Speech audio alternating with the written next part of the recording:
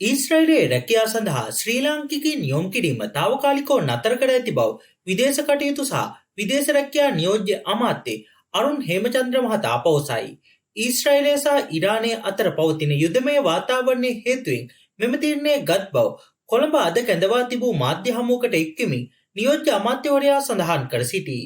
ආරක්ෂිත පියවරක් ලෙස මෙම තීරණය ගත් බව විදේශ කටයුතු සහ විදේශ රැකියා නියෝජ්‍ය අමාත්‍ය අරුන් ප්‍රේමචන්ද්‍ර මහතා පෙන්වා දුනි.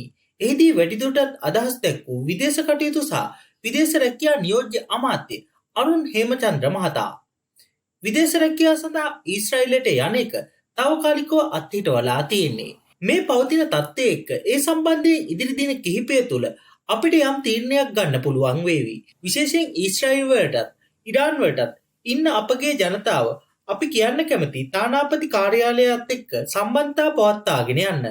අවශ්‍ය දුරකථන අංක අපි ලබා දීලා තියෙනවා. ගැටලුකාරී තත්ත්වයක් තියෙනවා නම් අපි එක්ක ඒ සම්බන්ධය හදාගන්න පුළුවන්. කිසිම බාධාවක් නැහැ. අපේ ප්‍රමුඛතාවය අපේ පුරවැසියන්ගේ ආරක්ෂාව.